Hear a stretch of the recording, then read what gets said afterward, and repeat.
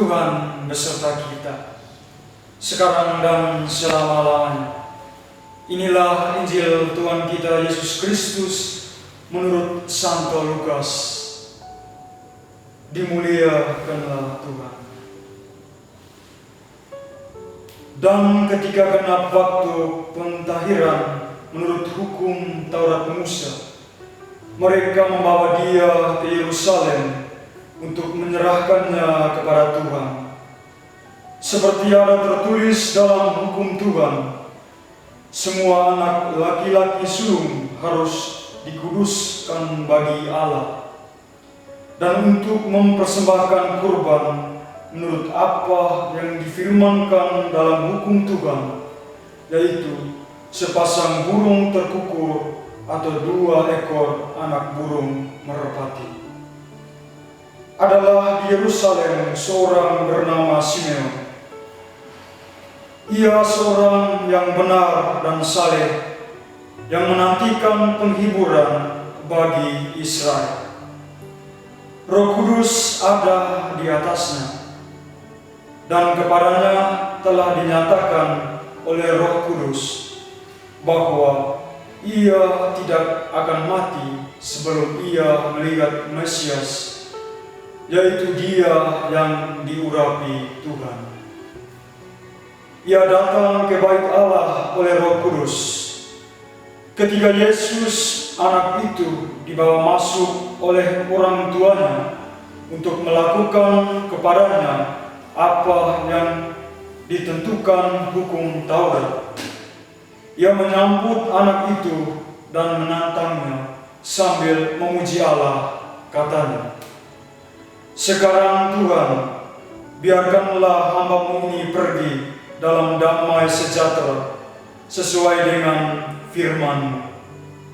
Sebab mataku telah melihat keselamatan yang daripada-Mu, yang telah Engkau sediakan di hadapan segala bangsa, yaitu terang yang menjadi pernyataan bagi bangsa-bangsa lain dan menjadi kemuliaan bagi umat-Mu Israel."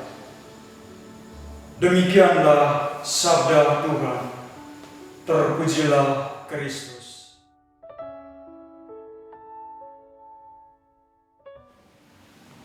Para pencinta firman Tuhan yang mencintai Tuhan, pada kesempatan ini saya mengajak kita sekalian sejenak bermenung, sejenak berefleksi di bawah tema yang dibuat oleh saya dengan tema Habitus Iman. Para pencinta firman Tuhan, pada hakikatnya kita manusia merupakan makhluk yang berkesadaran. Kita sadar bahwa kita hidup, kita sadar bahwa kita bergerak, kita sadar bahwa kita bertumbuh di dalam suatu tradisi, suatu kebiasaan yang mana di dalamnya ada seperangkat aturan-aturan, seperangkat norma-norma dan hukum lain yang membantu kita pada suatu habitus.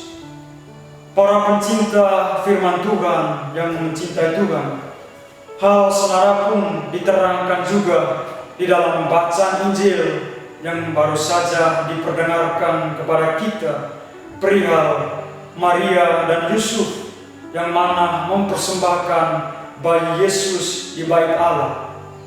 Persembahan Yesus di bait Allah ini juga mau menggambarkan perihal kepatuhan dan ketaatan kepada seperangkat aturan, tradisi, ataupun habitus, singkatnya terhadap hukum-hukum Taurat. Persembahan putra sulung di bait Allah di dalam tradisi Yahudi merupakan seperangkat praktek iman yang mana digambarkan bahwa putra sulung semestinya menjadi milik Allah. Di lain juga, persembahan bayi Yesus di bait Allah merupakan ungkapan syukur kita kepada Tuhan. Para pencinta firman Tuhan yang mencintai Tuhan, dari tindakan dan aksi Maria dan Yusuf yang mempersembahkan bayi Yesus, hemat saya mau menyadarkan kepada kita sekalian sejauh mana kita mempersembahkan hidup dan diri kita kepada Tuhan, sejauh mana kita menyadari arti dari sebuah kehidupan, bahwasanya hidup kita adalah sebuah anugerah yang mesti kita syukuri, yang mesti kita persembahkan. Kepada siapa kita persembahkan? Kita mesti persembahkan kepada Tuhan yang mana menjadi sumber iman kita. Misalkan sebagai contoh konkretnya, kita dahulu mungkin saja kita malas pergi ke gereja, maka kita perlu berbalik, kita perlu mempersembahkan diri kita dengan semakin tekun untuk pergi ke gereja. Ataupun kita dulu sebagai pelaku atau tukang pukul, kita pun mesti kembali untuk memperbaiki diri kita, sembari kita mendekatkan diri kita pada Tuhan. Kita tidak perlu mencari yang lain, kita mesti mencari Tuhan. Para pencinta firman Tuhan yang mencintai Tuhan. Untuk itu, mari bersamaan dengan bacaan suci hari ini, kita pun diajak oleh Yesus Kristus sendiri untuk mempersembahkan diri kita, mempersembahkan keluarga kita, mempersembahkan segala karya dan kerja kita kepada Tuhan. Mari kita renungkan.